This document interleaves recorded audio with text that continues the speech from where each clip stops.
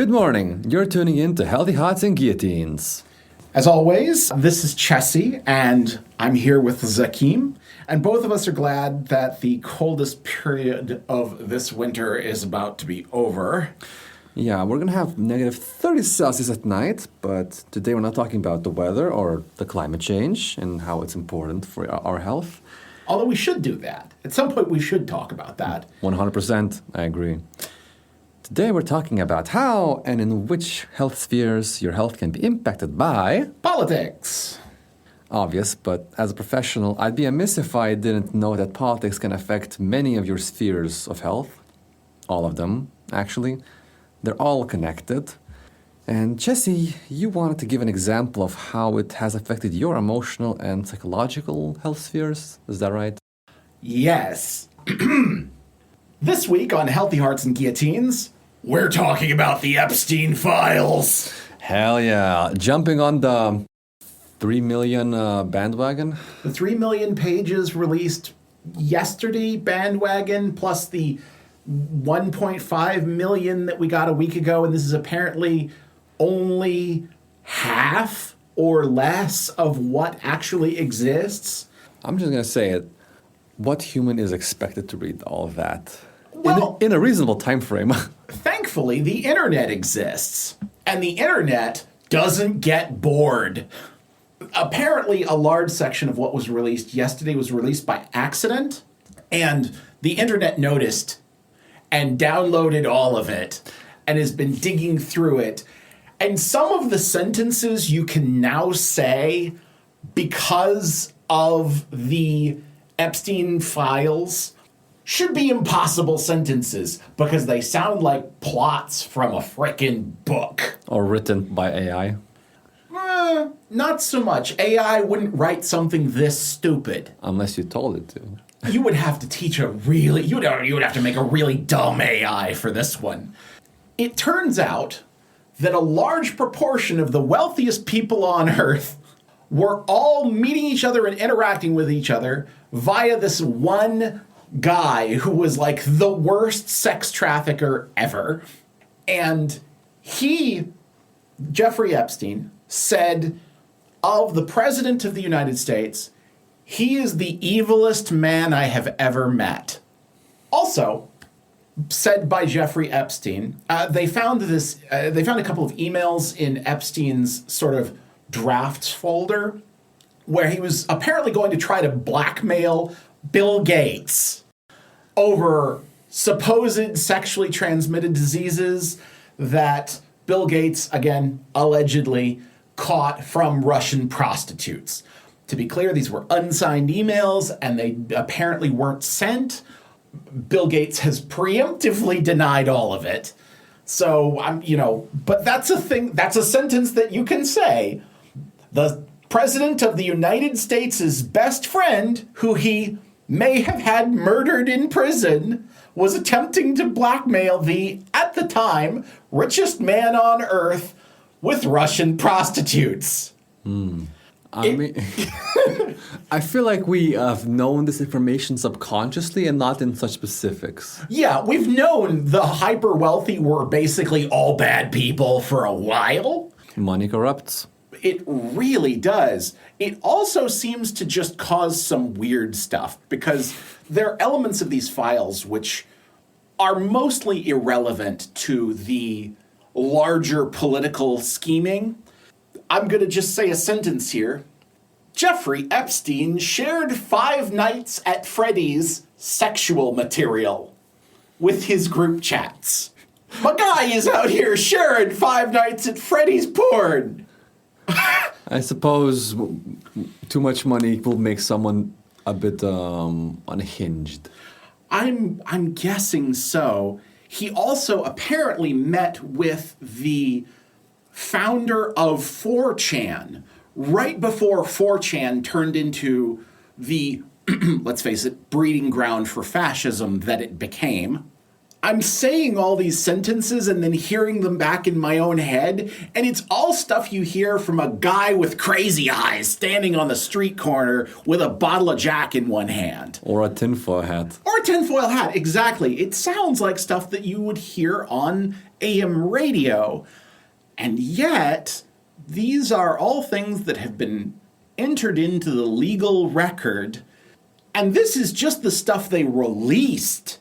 And the stuff that people found by, dividing labor 3 million pages, which I'm sure you could still miss a few things. Oh, absolutely. And there's another half of this stuff which the FBI is still sitting on, despite the law, which says they have to release all of it. It was really funny when they say, oh, we're going to release the files. We're going to release the files. No. What they did was hire a bunch of lawyers to attempt to badly redact this stuff. What do you mean badly? It was a printer just printing black pages. No. It's worse than that. When they were trying to redact these files, one of the things they did was black them out on the PDF, which is the PDF file. So if you're just using the highlight blackout function on a PDF file, what you do to remove that is highlight unblackout, and it just showed everything that they tried to redact. These aren't professionals. Man, and I thought I do know for a fact they are paid quite well.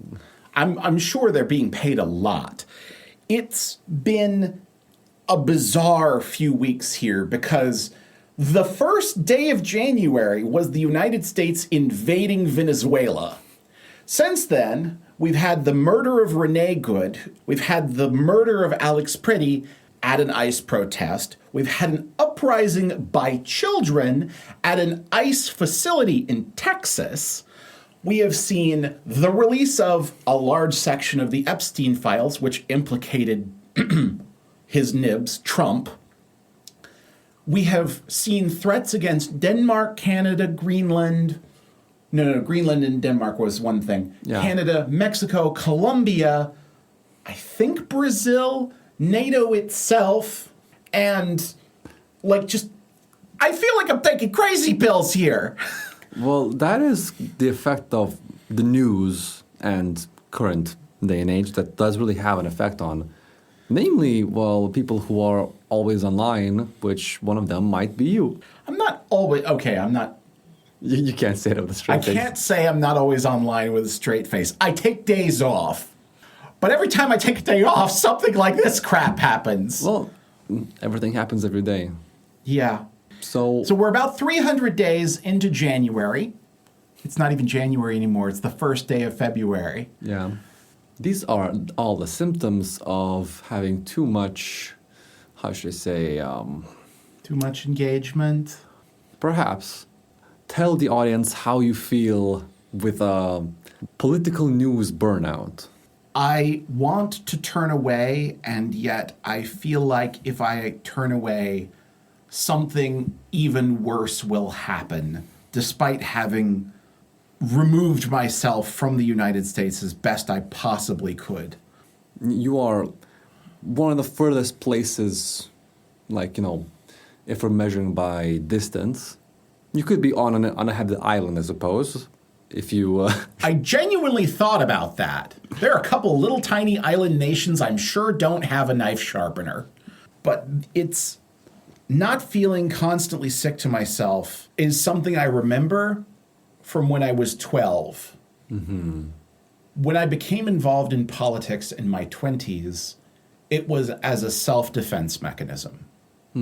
I hear that quite a lot. I was faced with what felt like a constant threat against my health. And the only way I had of avoiding that threat was to become involved in politics. To feel that you are attacking the threat that's attacking you. Yes, or at least creating fewer scenarios where I could be attacked. The final logical outcome of that was to pick myself up and move to Lithuania, giving up my home, my friends, my family, my community, and coming here. You chose your health instead of everything you've built over your life, basically, besides, well, your skills. Yes, because I believed pretty sincerely that if I stayed there, I was going to die. And in dying, I would lose all that stuff too. So that is what news burnout would do to someone and what bad politics would do to someone. Yes. You can fight for better politics. And if your country understands that the fight is necessary, you might damn well get better politics. Lithuania has been fighting for better politics for a long time, and now we have the Kultura protests. Oh, yes. Which, love it. 10 out of 10. That group, anything that is set to push back against right-wing ideologies, even if they are political conveniences to someone in power that you agree with, love it. Just push that shit out.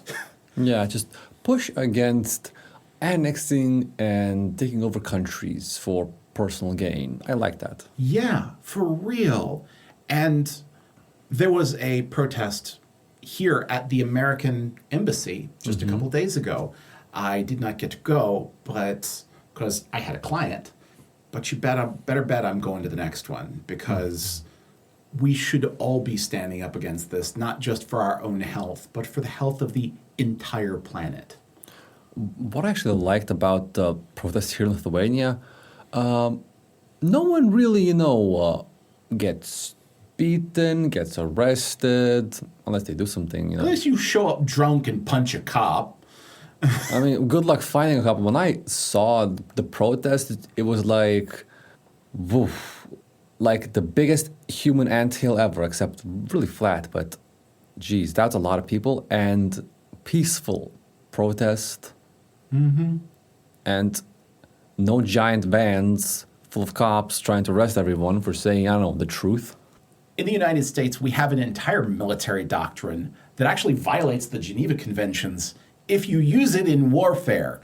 But it is completely legal and lawful to use against protesters. Because I suppose soldiers need more respect than protesters. Or something. And it's cops. I mean, it's the cops have this military doctrine. They're allowed to use tear gas against the population, but tear gas is classed as a chemical weapon, which is a violation of the Geneva Conventions if you use it in war. And what about attacking an unarmed? Oh, yeah, absolutely. Go beat the crap out of civilians. If you are a cop and you kill a woman in a crowd during a protest, and you can then claim that it was part of your job, you get, in the United States, what is called qualified immunity. It is because I was doing my job, I am immune from criminal prosecution for all but the most extreme and egregious crimes. Yeah, that's the puzzle pieces are starting to fit together now. Starting to get it. Starting to get how we got a bunch of little helpless fascists. I just had a string of cuss words in my brain. I saw it. And I'm not going to say them because I don't want this demonetized by all of the places we might post it. But we ended up with the President of the United States having his own private army of the worst people in America. And somehow I'm supposed to work out and eat 3 square meals a day and drink enough water and have 8 hours of sleep. The sleep part is probably the most affected one. I've heard you having sleep issues when you came over here. Yeah. I'm glad it is getting better. I can see it on your face. Ever since you came here, like the change has been pretty big. In the US, I was having a lot of trouble sleeping. Not least because the place I was living was a place that I wasn't aware was affected by politics, but it was very affected by politics because it was a poor part of the city. It was a poor part of the city that had been zoned for very low income housing, and it meant that the landlord didn't have to do anything about a lot of the problems with the building, including the catastrophic mold issues. Oh, boy. Which were making it impossible for me to sleep and making me wake up every morning with post-nasal drip. When we were moving out, I actually found what the Bible calls a deepness in the wall. Yeah, it might be the Bible or the Torah, I can't remember which. But it was about a half-meter wide spot of just black mold that had eaten its way through the drywall. Well, I'm glad we use bricks in Lithuania. I love living in a place like this. It's so nice. But the fact that we were all impoverished in this building and had been intentionally impoverished by the zoning laws, this left the only place. It left it the only place we could really move to because we're all poor people, and it was a place that could be intentionally neglected because they knew that the poor people wouldn't go to any of the authorities because most of them were people of color, people who were maybe not legal immigrants, things like that. It meant that me personally lost a whole bunch of sleep to mold. That's what politics does to you. I'm sorry I'm ranting today. But this is exactly what, well, hopefully, what the viewers came here to hear, that politics will affect you even if you try to run away from it, because it's just how it is. I guess politics is a part of, well, humans. It just doesn't have to be really bad politics unless we let it be bad. You hope that it's going to be better politics, because I moved to Lithuania and certainly things are better here, but they're by no means perfect. No, perfection doesn't exist, but compared to the United States, you might almost, compare it. I would say the one thing in Lithuania that has probably caused more stress for my friends and the expatriate community than anything else is a political situation here, which is the Lithuanian language law of 2024. The requirement will be from 2026. All right. Do you want to tell us about this law? Because let's face it, I've been talking for a minute here. Yeah, so the politics has decided that if you work with people in customer service, then you should know the national language at a basic level, which is, if we're going to use English, it's like B1. I thought it was A2. It's one of those two, depending on which customer, like how much you have to interact with the customer. Right, yeah. So for you, it might be B2. Well, I'm A2, sorry. I'm self-employed, so I don't need this. It mostly focuses on larger corporations. Yeah, but you still learn. Yeah, oh yeah, and I want to learn, don't get me wrong, want to learn the language. You have stickers all over the house. Yeah, it's cute. We put stickers on everything around the house too, just with the Lithuanian word on it. And we should go back through and do that again. Just like get more stickers. Because I know all those words now. The thing is, this law wasn't really put in place to protect the national language. Like, that's the excuse they used.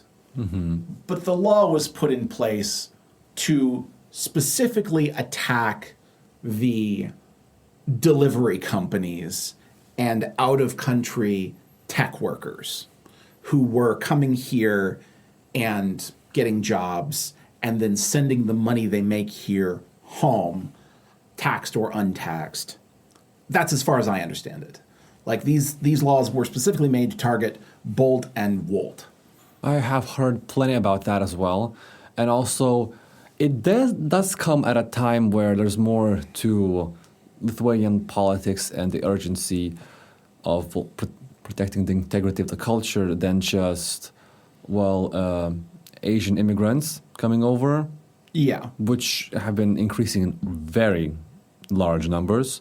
But also the fact that, the really bad neighbor next door has been growing also louder and louder. And, Lithuania has quite a big population of non-Lithuanian speaking, such as Russians, which, of course, as you've heard from the Kultura protests, it could be quite an issue, as sometimes we have politicians who openly welcome Russian doctrine with, open arms. And Russian influence, like specifically Yeah. Russian influence. They're Yep. saying, yep, we'd love to be part of this new Soviet Union thing. That's never been a problem for Lithuania. And then everyone looks in utter disbelief. Well, this pressure has been building for a long time because Lithuania has been a little multicultural for a long time. We have had the Poles as our brothers for such a long time. And Latvians and Estonians and Belarusians And Ukrainians from time to time. and Ukrainians. And, back then, it was much, I couldn't say it was much more peaceful. We know how the Middle Ages went. Yes. But we would like to prevent the situation from coming back to what it essentially was the Middle Ages. Haven't y'all had exactly one king because you kept getting occupied? Well, yes. Yes. Had one king. I'm going to say this to my American listeners. Y'all want to have a No More Kings protest? Come to Lithuania. They really don't, they don't do kings here. Well, I suppose we would, but Lithuania kind of disappeared for a century. So kind of hard to have a king when there's no country. That's true. But, I mean, that was 700, 800 years ago that the Mindaugas was Around briefly. that. Yes. So, since then, no kings. This country, I think, this is a place that a lot of other countries could take a certain amount of an example from. I want to say something. Please. Most Lithuanians, Would disagree with me completely. I think we don't appreciate how well Lithuania has survived, being kind of a ping pong ball between Russia, then Germany, Soviet Union, and it's just like, look at the history, it's like, how is this place still standing? It's still standing because the Lithuanian people are some of the bravest and most culturally resilient people that I've ever heard of. And that's coming from just reading y'all's history. The people here to the protest, they were going on buses. The streets were full. You could see an entire, Yeah. it was basically a stream of water composed out of people just going into the main square. And I was like, I'm kind of proud of this country. Yeah. For a minute, you look around and go, damn, all these people are standing up against the United States? Yeah. Yeah, they are. Good. And saying that as an American, I have been accused of a lack of patriotism. I won't say that's wrong, because I believe that a country deserves your patriotism if a country is a place that takes care of you, where you can trust your neighbors, at least insofar as you can look to them to want to preserve the country itself. You don't necessarily have to trust your government, but I think it's silly to trust governments. Governments are bodies of power. And it's hard to trust an entity. Yeah. People have said long and many times that your loyalty towards a company or a government, it's hard to quantify and it's hard to be repaid for it, as the government or a company sees you as a single unit which is replaceable quite easily. It sees you as an asset, Yeah. part of their transactions. And that's not a healthy way to live, although apparently a lot of people live happily and cheerfully as assets to be traded between governments, between corporations. I can't live like that. But there's a whole lot of people out there cheerfully licking boots. There is. And I would say, to quote someone who I won't name, is loyalty to individuals and people. Yeah. I would like to think that's something that we could all strive for. Find people we can be loyal to, not entities, not causes, but communities that provide us with care and Safety. And not just that sort of crazy safety that comes from obedience. Safety of self, where whoever you are that community welcomes you in and says, so long as you're treating the community with respect and kindness and caring and decency, you will have a place. Mm-hmm. I feel like that's been what Lithuania has done for me. There's still a little bit of an imposter syndrome around that because Lithuanians have been so frickin' friendly. Yeah, and I know the Lithuanians are going to disagree with me about that. Lithuanians will be, I think you went to a different Lithuania. Went to a different country. Like, no, Lithuanians are great. Lithuanians are amazingly friendly, either outside of their country or with other people who are not Lithuanian. Yeah. We were sharpening knives, if you remember, and magically, out of nowhere, 2-3 Americans just pop by and say hello. And other Lithuanians would just look at you and start asking questions, start smiling for no reason, just because there's someone sharpening a knife. And magically, that's not just non-threatening, it just gives people a reason to smile. In a country where smiling is almost, I should say... I believe the Germans would say verboten. Exactly. Okay, so the last element of this that is, I think, really tugging on my mental health this week is a question that I don't have a good answer for. Mm-hmm. Should. I want to fight for my health, and politics are affecting my health, but fighting is unhealthy as a concept. There are always consequences for fighting, physically, emotionally. How do I find a balance between fighting in the realm of politics for my health and not breaking myself against the tides of fascism? Not trying to climb a wall that's way too high for one single person. Yes. Well, that is kind of the answer, that politics is a giant mass of people's opinions, efforts, corruption, all of that. And you need to realize that being a single person, changing that will be impossible. And, well, you're a single person with a single person's worth of abilities, energy, time. And what's changeable for you as an individual is how you perceive the world around you and how you react to it. So probably if you see, hey, there's 3 million pages of essentially depressing content. Oh boy. Trying to be part of the few people who would try to read all of it, perhaps not the best idea for your psychological health. Read a page, but have a limit. You could, yeah. And if you do decide that this is a fight you want to take on, and of course limit those to a few, maybe one at a time, because multitasking is terrible. I tried it, I know. But I like having 19 dozen tabs open on my computer. I'm looking right now, and yes, that's exactly what I see. So, yes, to actually balance yourself and not just give into nihilism of, I guess the world's just gonna end. Just have to focus on a few things you can change. Reading 3 million pages. Of depressing sex trafficker crimes. Probably terrible. Reading 1 up to 30 in a month or 2, and then, I don't know, writing your conclusions, what you read there, that is possible. And if you have a community which could actually pass on that information through some channels and continue, well, your effort to be moved along a chain, which essentially what politics is, then that could actually be part of a focused effort to make change. And that also puts you as part of a community.